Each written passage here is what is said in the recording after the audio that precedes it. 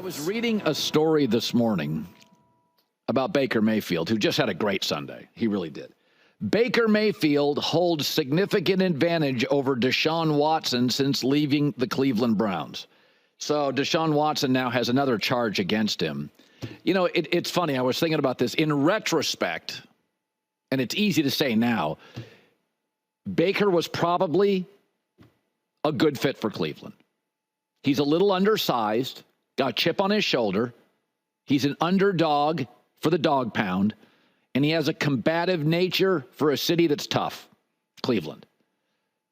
Deshaun Watson is just a creepy outsider that nobody wants to be close to. And can you argue the Browns got greedy, that Baker was a great fit? Now, I'll be the first to admit, I said I'm exhausted by Baker. I think you have to move on, but I'm not from Cleveland. Living in Cleveland would be exhausting for me. So I don't really have an opinion on Baker and Cleveland based on anything other than sitting 2,000 miles away. But it is interesting that the Browns sort of cast Baker Mayfield aside as if to say, listen, we're above Baker Mayfield. And the truth is, Cleveland is Baker Mayfield. Really? If you look at their id, if you look at sort of their identity, it's a lot of Baker. It's a little undersized, a little overconfident, a lot of swagger, an underdog, feisty. That's Cleveland. A little brash, more than you'd like. You know, in those commercials he did for Progressive when Baker lived at the stadium, you know, it was kind of fitting. It felt like Baker. Nobody wants Deshaun Watson in the stadium, that's for sure, living or otherwise.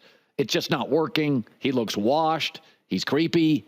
But it's why when I watched Baker this weekend in Tampa, a place I worked for a couple of years, Tampa now is perfect for him. You know, Tom Brady comes, gets him a Super Bowl, leaves, and you're like, all right, who's our next pirate?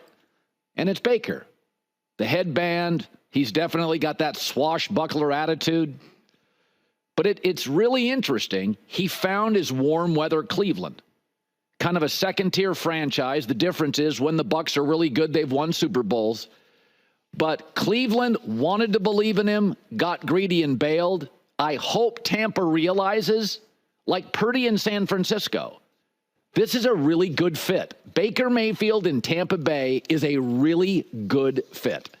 And you watched him this weekend. He was as good as any quarterback. He really was. Here was Baker on the key to his current success. Just having fun. I mean, yes, it's our job, but football's a game, and just finding the joy in it. I play my best when I'm having fun, and this group allows me to do that, and everybody in the building. So I'm so thankful for them, and like I said, keep building and keep going. No pressure, no massive expectations. Tommy got him the trophy.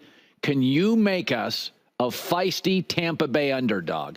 That is Baker's brand. This is a perfect fit for Baker Mayfield.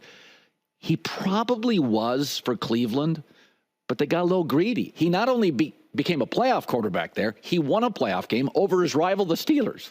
And they still said, enough, we're going to elevate above Baker. And the truth is, Cleveland is Baker.